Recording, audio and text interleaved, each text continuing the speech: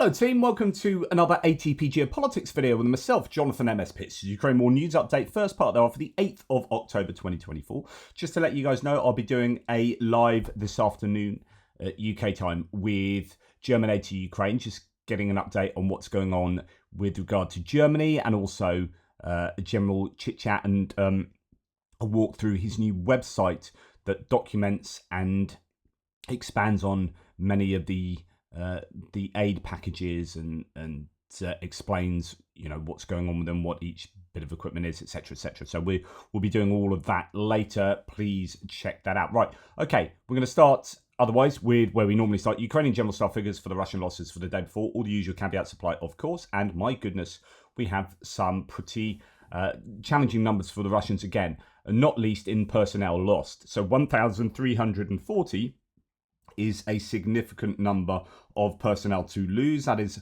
above my kind of somewhat arbitrary marker of 1,300. That's a really high number there. So bad news for the Russians in that category. Then we have 7 tanks, which is not insignificant. It's a snip below the daily average, to be honest, but it's still pretty careless to lose 7 tanks in a day. 30 troop carrying AFVs is also fairly significant as well.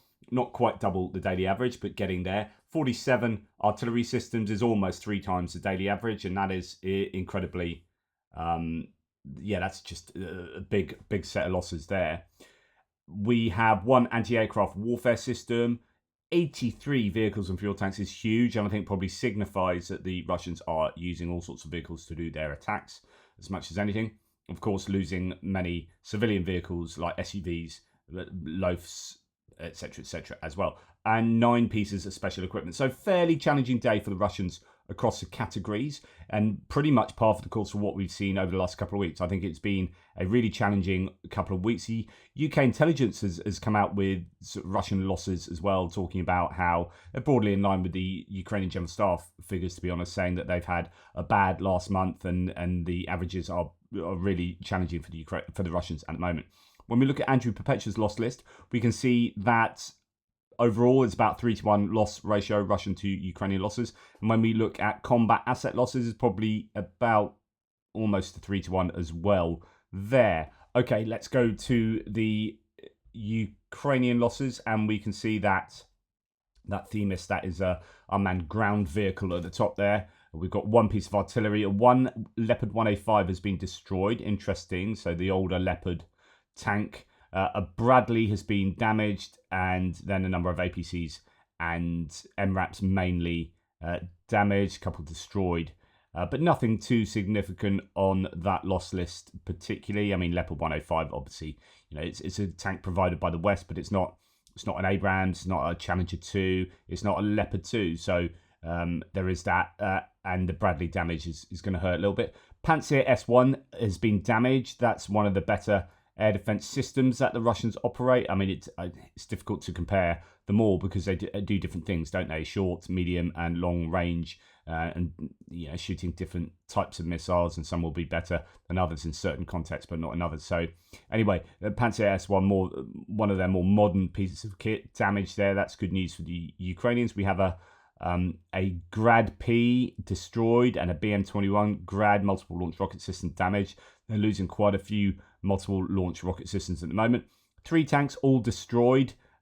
Infantry fighting vehicles, about 7 there, almost all of them destroyed, and a couple of APCs abandoned and destroyed as well, and then the usual trucks. A lot of ATVs. So when we go back to the general staff figures and see a high number there of 83 in the vehicles and fuel tanks, and then we look to the socials, and we see that, you've got 7 ATVs destroyed and damaged. So those are 4-wheelers, quads, as well as golf buggies, the Desert Cross 1000-3. And then you see all of these civilian vehicles, many of which are destroyed, laders, motorcycles, pickup trucks, loafs, all that kind of stuff. The Russians are just losing a lot of kit.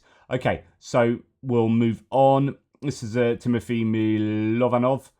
Thread, he's the former Minister of Economy. He's now president of the Kiev School of Economics. Russia has lost more elite soldiers in 1 year near Vuhledar than in 10 years of Chechen war, the BBC reports. So I did report on this, but let's just expand a little bit on this. These losses are not sustainable regardless of what Russia wants you to believe. Ukrainian forces withdrew from Vuhledar on October the 2nd after Russian forces swarmed their town, but the cost of this victory for Russians is staggering and defies any rational explanation. At least 211 Marines from Russia's 155th Brigade were killed during the battle for Vuhledar, with 42 missing. 72 Russian soldiers from the 40th Brigade were confirmed dead, and of course these are going to be benchmark minimums. There are going to be far more that were lost in these categories than is being declared here. Both Russian brigades began using Storm Z units made up of convicts due to those heavy losses. That's a roundabout way of saying that the Russian commanders create suicide units. Everyone in these units attack until they die and are severely wounded. Ukrainians suffered extremely heavy losses during the defense of Vuhledar and their retreat, but Russians lost many times more. For what? To gain another village that used to have 14,000 inhabitants. Even with the increased pace of the Russian advances, Russia needs years to get to any large Ukrainian city. Russia has also increased the rate at which it kills its soldiers. Can it go on forever? Absolutely not. So that's the kind of thing I've been talking about, which is, these are unsustainable losses. They can't keep going on at these sorts of rates. 1,340 personnel lost today is just a huge number. And the Russians are going to feel this very severely pretty soon. The main director of intelligence of Ukraine is reporting that as part of a successful Ukrainian intelligence operation, the Baltic Fleet minesweeper of the Russian armed forces, Alexander Obukov, has been put out of action. I think it's something to do with water in the engine, if I'm not... if I'm correct.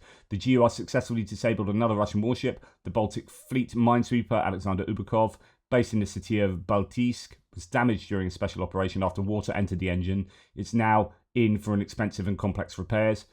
This is a second Russian ship disabled by Ukraine in the past 6 months, in that neck of the woods as well. So the other one was in the Baltic too. So that's interesting to see the reach of the Ukrainian special forces and what they're able to achieve.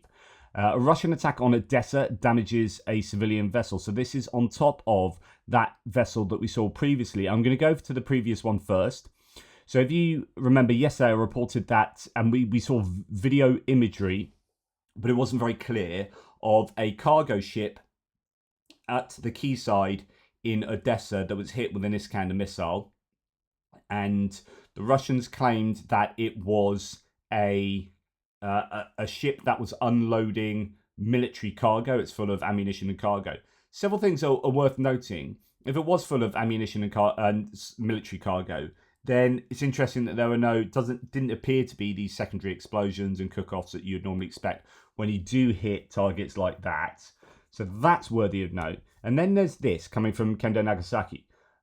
RE, the vessel attacked by Russian cruise missiles, allegedly delivering ammo to Ukraine. Well, I'm being told by people who know these things, the most likely candidate for being the target of yesterday's Russian cruise missile attack was the vessel Pereza 9008134. I have no idea if this is correct, and this applies to me as well. I have no idea if this is correct or if the vessel was carrying American ammo, but if so, someone didn't do their due diligence correctly. Management company for Pereza, AK Group IMO 6356899, has an address on the third floor, 35 to 39, Akti Miauli, 18535, Piraeus, Greece. This address is linked to Harmony 9449522. Harmony is owned by Olympic Maritime and Trading. A UK court has stated Olympic Maritime and Trading is controlled by Syrian Abdul Jalil Mallah, sanctioned for Hezbollah fundraising. I have recently written about my strange conspiracy theory that Russia is targeting, with cruise missiles, certain Syrians linked to Abdul Jalil Mallah in my Substack, Tinfoil Time. The two previous recent victims have links to both Syria and specifically Abdul Jalil Mallah. Further, the previous owner of Pereza shares its office accommodation address in Citygate Building, Port Said, Dubai, with Dark Fleet Marshall Shipping, controlled by Iranian Hossein Shamkhani, son of former IRGC, that's the Revolutionary Guards Corps, Rear Admiral and advisor to the Iranian fleet Ali Shamkhani. Strange that. So, in other words, there could be other underlying reasons why that ship was hit, and the Russians just tagged on that they claimed it had ammunition and military equipment that has been delivered to Odessa, but actually it fits more in line with the ability for, well, if they've got a ship that they want to blow up, sink, do whatever to, they can't really do it outside of a war zone because A, you can't find missiles out in the Med or wherever, and B, it's a bit obvious that something untoward is going on. So if they want to take out a ship, wait till it gets to Odessa. If it's a ship they want to take out and it happens to go to Odessa as well, then they can just blow it up and say, oh, we thought it's part of the war, etc., etc. So this could be conspiratorial. I don't know. I haven't read the original Substack, but it's from shipresearchguide.substack, and there are evidently potentially other underlying reasons why the Russians would want to take out ships and things particularly owned by this Syrian Abdul Jalil Mullah. It's not the first time, it's in fact the third time. So there you go. Then we go on to yesterday. Russian forces attacked. Oh no, this is a Zaporizhzhia again. A civilian cargo ship flying the flag of St. Kitts and Nevis in Odessa Oblast on October the 6th. So actually, no, this isn't a further one. According to Alexei Kuleba, the Minister for Development of Communities, Territories and Infrastructure, the vessel loaded with about 6,000 tons of Ukrainian corn intended for export was damaged at the Pivdeny port, according to Kuleba. So the Ukrainians are saying it was a grain export ship, which is probably likely. I mean, that's what that port is doing. I do wonder whether they do take any military cargo in through there, but the problem is that's really high risk. If you start doing that and it's legitimately targeted, then that means the Russians have an excuse to pretty much target anything that goes through Odessa and claim that. So I don't know what the Ukrainians would risk that, especially since they have these established routes that come through Romania and you know, Poland, probably Slovakia, those kind of routes. We saw Czechia, all that equipment coming, actually Swedish equipment. So I don't know why that was going through Czechia and probably eventually through, I don't know if that come through Romania. But anyway, though there are established routes that won't be so high risk. So I don't know. Right, we are going on to look at this. Just the point of fact that cluster munition is still incredibly useful here. We have a Pion S7, 2S7 Pion, 203mm self-propelled howitzer. This is a big old piece of kit. The Pion is pretty huge, and we have a cluster munition striking it. It blows up, and I think it was at the moment when the supply truck was delivering artillery ammunition. So you've got the supply truck there, and you've got the Pion there, and then the cluster munitions hit. They've actually struck already, and then there you go. So a big old explosion, and then afterwards, you see the Pion there. The truck has pretty much disappeared. I mean, it has blown to smithereens there. There is just simply no truck left. So yeah, I presume that truck was there. I mean, we saw it as the cluster munitions hit. It is very clearly there, and the clusters are already hitting there. So, wow, that really did explode and send itself all over the shop. Then we have Russia on fire. Incredible shot of a wildfire engulfing part of the Rostov region. Rostov has been ravaged by wildfires. Possibly some of them started by war, essentially, munitions falling in the wild. This is the Olingaskaya area where officially there's no threat to houses, but some homeowners are disagreeing, says Tim White. So Russia on fire there. That looks pretty devastating. Okay, moving on to distant strikes. We'll go to the interception rates last night. 100% record in dealing with the attack drones during the night for Ukraine's air defences. 19 Shaheds were fired, 18 were shot down, and one tried to denazify Russia instead, returning from whence it came. However, 2 ballistic missiles did hit Odessa. Now, something funky is going on. So, of those that 100% were intercepted or sent back, and yet there are claims that a Shahed hit a residential building in Chornomorsk, Odessa. Several apartments caught fire due to a Shahed drone attack. If the Ukrainians are being truthful with their interception rates, that is as a result then of a Shahed being intercepted and falling into that building. And that's a problem when you are firing all of these pieces of ordnance into Ukrainian airspace. What goes up must come down, and quite often you get civilian infrastructure destroyed because of air defense working. A fire affected 4th, 5th and 6th floors. It was quickly contained. An administrative building was also damaged, but fortunately no casualties were reported there. Odessa was attacked with ballistics yesterday, with a ship being registered in Palau being hit. So that's what we've already talked about. And then we have some, I think that might be actually that building we just looked at. That's the drone building. Also during the night, a house or an apartment block's been hit in part of the town of Chornomorsk. Whether it's hit by a drone or debris is not entirely clear. I think that's probably debris then. And we have aerial bombs. So aviation is still a huge problem. They're dropping these guided glide bombs. It's really interesting. I think I've got it coming up for my military aid video. There is someone on HM Experience on YouTube who looks at weaponry, has said there is a missile that can be used to take down these airplanes that has like a 340 kilometer range. He's saying that Ukrainians should be given these.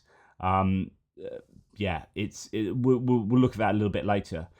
No update on those missile attacks, says Tim White. But the council says 5 men, 1 woman, and were wounded during 392 separate strikes yesterday, with 13 settlements shelled.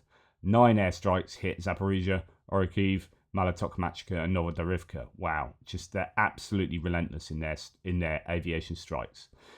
It's reported that in Feodosia, so remember the oil depot was hit not last night but the night before, that is still burning now. So another oil tank caught fire last night. In total now 6 tanks are reportedly damaged or destroyed, and indeed the fire appears to have spread today. I think, I forget the meterage, I saw it somewhere else, but it's huge. And it's still burning. Feodosia Marine Oil Terminal still on fire on the 2nd day after the attack. Right now, onto other bits and pieces. And we're going to start with Ukraine's 3rd Brigade frees captured soldiers in Kharkiv Oblast skirmish. I thought this was, something a little bit different. It's great that you have a bit of a military success and actually free up some hostages, some BOWs. Not hostages, POWs. Ukraine's 3rd Assault Brigade managed to regain positions and free a group of captive Ukrainian soldiers during an engagement with a Russian sabotage group in Kharkiv Oblast on the 7th. This comes as a confirmation on the 5th report about a skirmish in the Liman directions in the northeast close to the administrative border between Donetsk, Luhansk and Kharkiv Oblast. So the elite 3rd Brigade has been holding the line near the village of Borova, that's on the Oskil River, in Kharkiv Oblast, repelling repeated Russian assaults. According to the tactical group Kremina's statement, 4 soldiers from units assigned under the 3rd Brigade's command were captured by the Russian sabotage group, numbering up to 10 fighters. After noticing their absence and spotting the Russian unit's movement with a drone, one of the 3rd Brigade's battalions dispatched a force in an M113 armoured car to intercept them. Goodness me, and that's an old bit of kit. The soldiers of the 3rd Brigade engaged the Russian sabotage group, allowing the captives to escape and return to Ukrainian positions, with Moscow's troops pushed back. The 3rd Brigade even regained lost territory. In August, the brigade launched a successful counterattack there in Kharkiv Oblast, advancing almost 2 square kilometers deep into the frontline area. Okay, so there's that. We have Ukraine's 72nd Brigade. I said that the commander had been relieved of his post about a week ago. Colonel Alexander Okremenko was appointed as the new commander of the 72nd. 72nd actually, I think, did a tremendous job over a couple of years in defending around Vuhledar. But the commander, Ivan Vinik, was replaced. I don't know why, but there you go. And this is Minograd. So Minograd is almost a sort of conurbation with Pokrovsk city. Now, the people who were rescued from the city of Minograd have been living in basements for months and didn't have the full picture of what Russia had done to their city. They were shocked and terrified. And here you've got this guy walking around Minograd, just showing the level of destruction with carb bombs flying constantly. Everything is wrecked, and this is what they do. This is how they liberate, scare quotes, liberate cities and towns, as they bomb the crap out of them, flatten them, and then go and stick a flag on top of the rubble. Effing hell, do you see this? No, we didn't get out. So people are just living in their, and here they are, living in their basements, not having seen their own town. And they're just pretty shocked at what they see. as you can read there. No, do you know what happened here? OF, and you're just passing places that have been sort of ripped out. Their insides have been ripped out through repeated bombing. And Pokrovsk is the same, possibly even worse. It's probably had more attention than Minohrad. But that's look at these completely rubberized buildings. That's absolutely horrific. Those are just residential blocks completely taken out. And of course, fighting isn't there, right? So that's just indiscriminate bombing of a residential town. And talking about a residential town, this is where fighting is taking place within the confines of the town. Toretsk, just slightly further to the north. Fights ongoing at every building entrance as Russia enters eastern Toretsk, military says. The fighting is taking place within Toretsk itself. The situation is unstable. Fights are ongoing literally at every entrance, a military spokesperson has said. So really tough fighting there. Now, one thing that was celebrated quite a bit yesterday, it was, not his birthday. So Putin was celebrating his birthday, but Ukrainians were celebrating trolling his birthday.